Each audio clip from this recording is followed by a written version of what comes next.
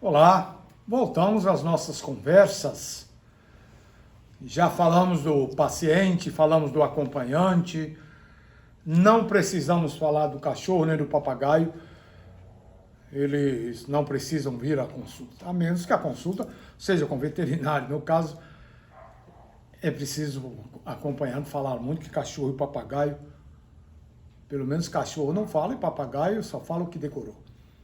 Mas, brincadeiras à parte, é preciso ter, sim, um certo grau de humor durante a consulta para facilitar a expressão da conversa. A consulta, eu gosto de enxergá-la como a hora da verdade. Consulta é o encontro de duas verdades. A verdade do paciente e a verdade do médico. Não vamos falar muito da verdade do médico, porque essas nossas conversas, elas não foram feitas para médico.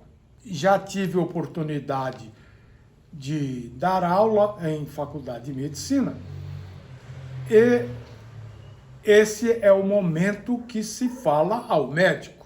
O que se tem de dizer ao médico se diz durante a formação dele, ou em congressos, ou em livros. Essa conversa que a gente tem é para situar melhor a pessoa que vai se beneficiar das instruções da consulta. Gosto de chamar de encontro das verdades, porque o médico não pode enganar. Ele pode se enganar, isto é, ele pode produzir uma informação ou uma conduta que não está completamente certa.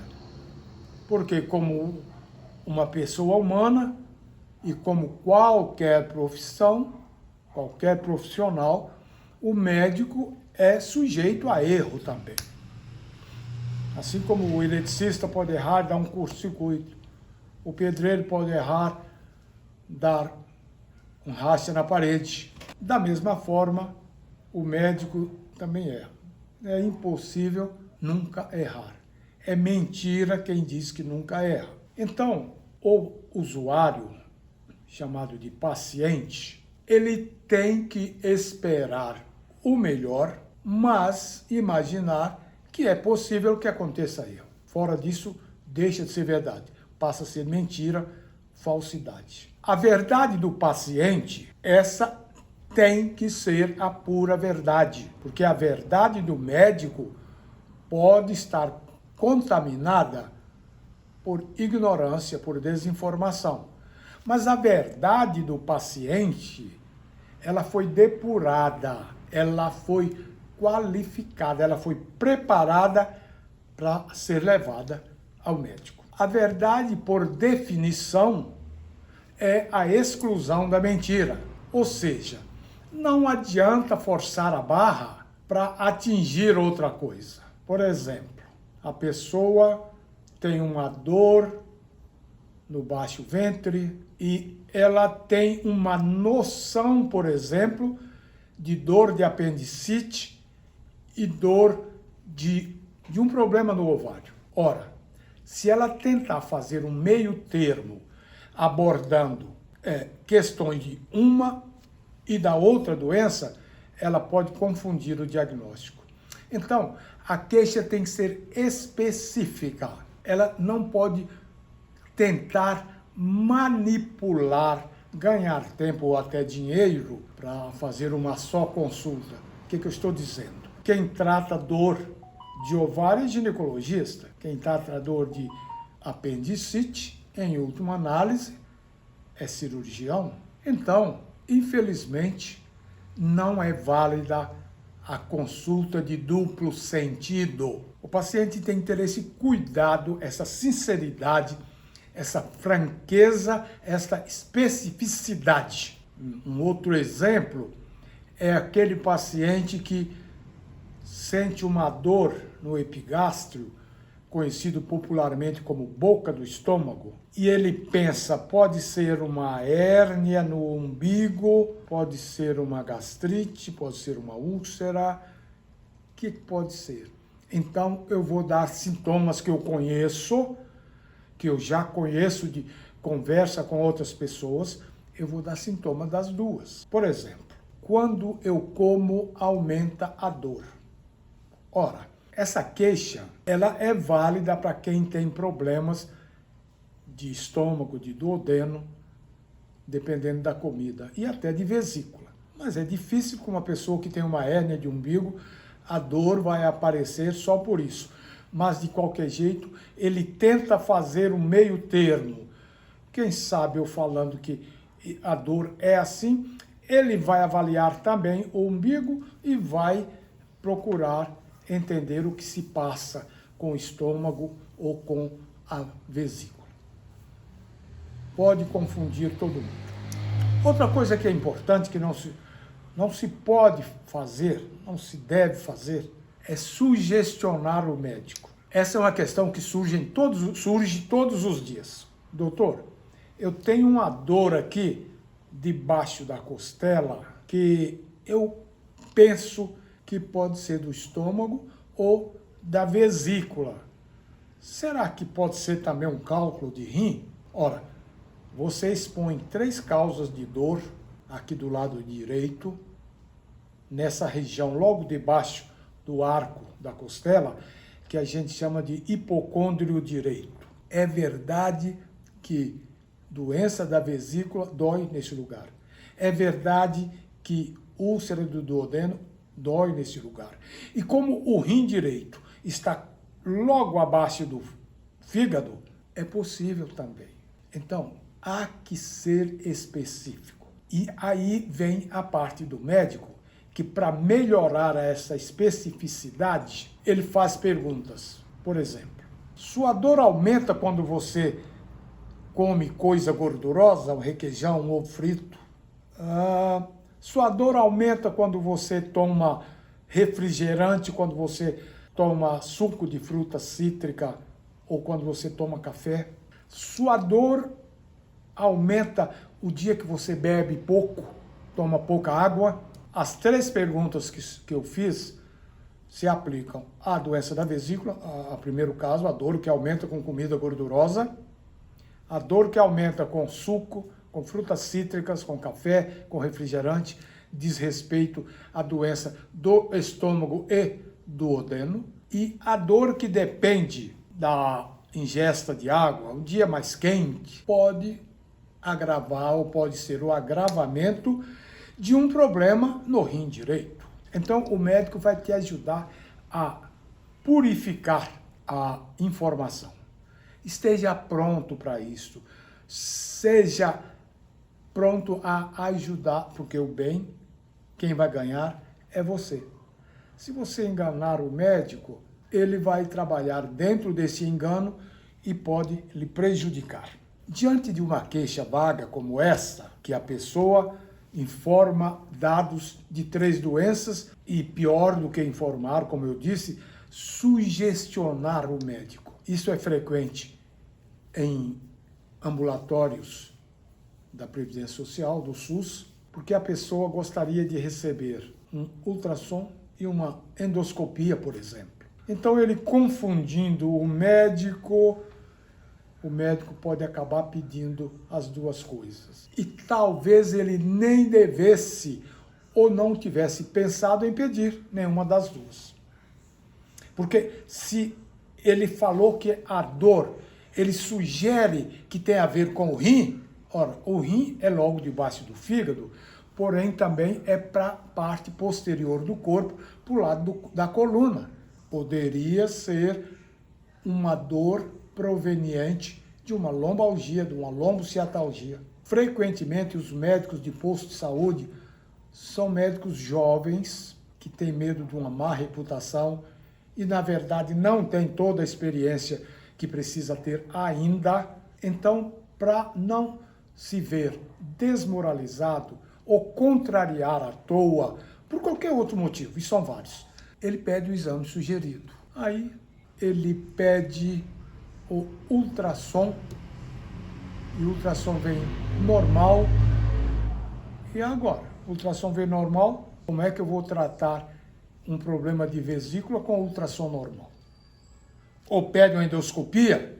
O SUS dificilmente libera 2, 3 exames mais caros de uma só vez. O que vai resultar é o seguinte: a pessoa terá que retornar quantas vezes forem necessárias para repetir ou para fazer o exame indicado.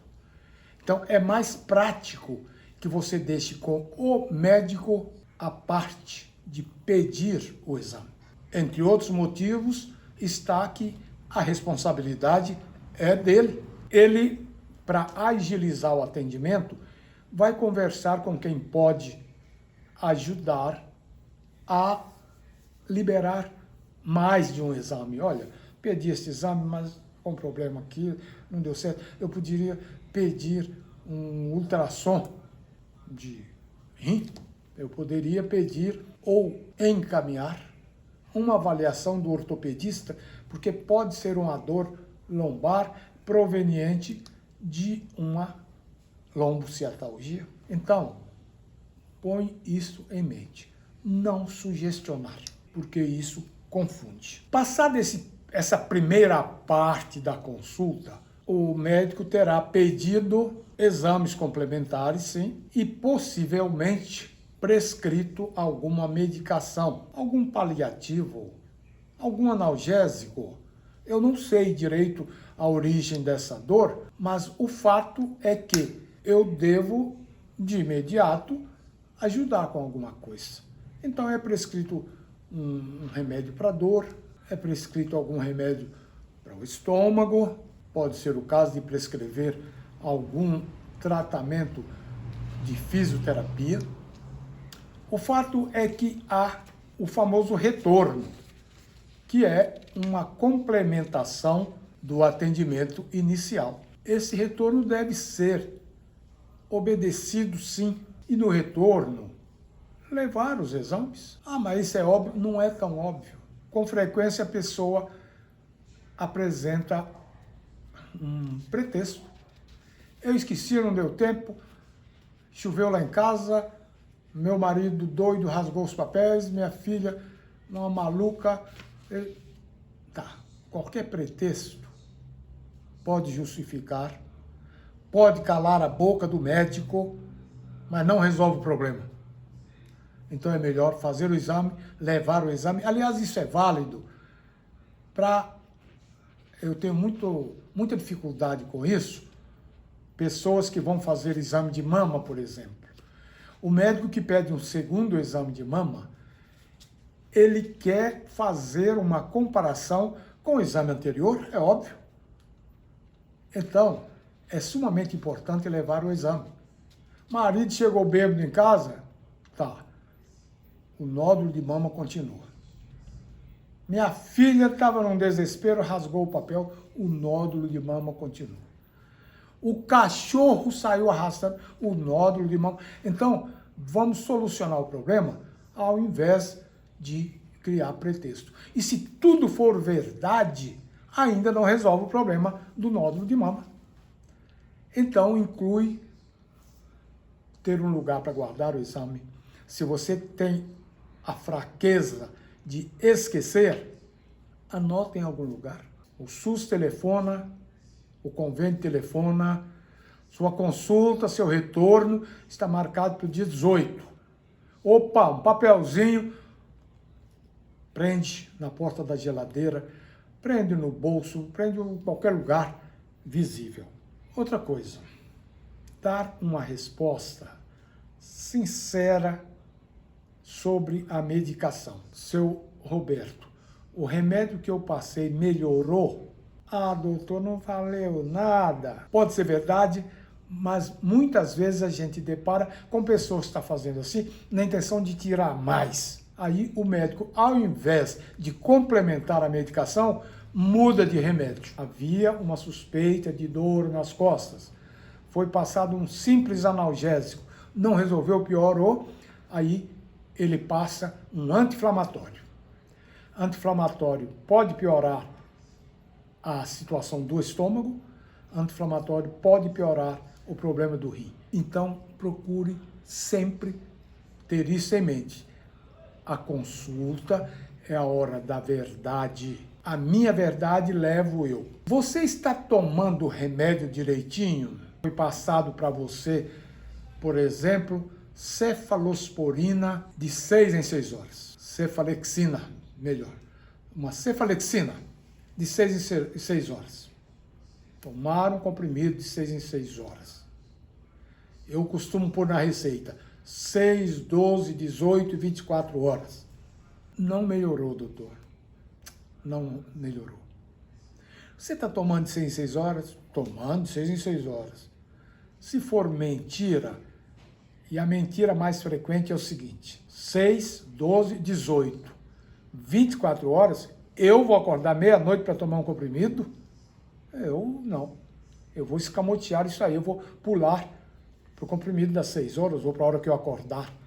E aí bagunça o horário todo. E a validade da medicação, ela obedece um horário. Por exemplo, remédio como o ciprofloxacin, ele tem validade de 12 em 12 horas. Alguns anti-inflamatórios têm validade de 24 em 24 horas. Mesmo antibiótico, como alguns antibióticos, tem validade para 24 horas. Então, uma pessoa sabendo que tem... Eu estava com uma infecção aqui. O doutor passou um comprimido para eu tomar uma vez por dia. Agora, esse aqui eu tenho que tomar 4 vezes. É porque aquele remédio tem validade de 24 horas. O outro não dura tanto. E aí, o que acontece? Esse remédio não vai curar a doença atual e ele vai desenvolver uma coisa que a gente chama de resistência.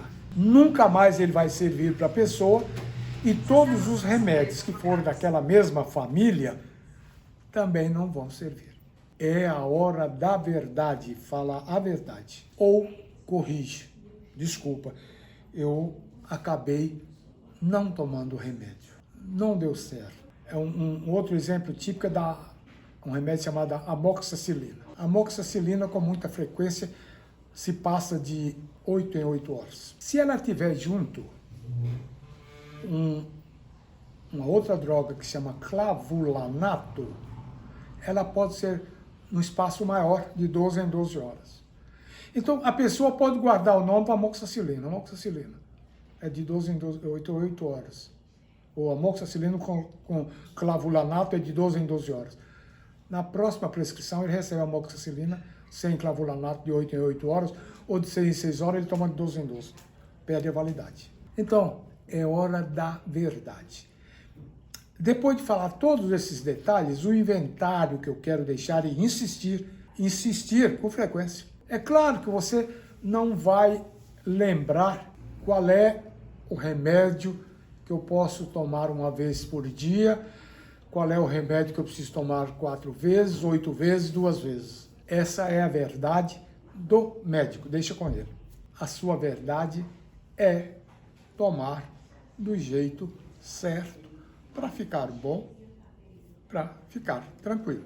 Eu fico insistindo nisso para a gente evitar de ficar se enganando e enganando os outros, porque o prejuízo é do indivíduo. Um abraço, até a próxima.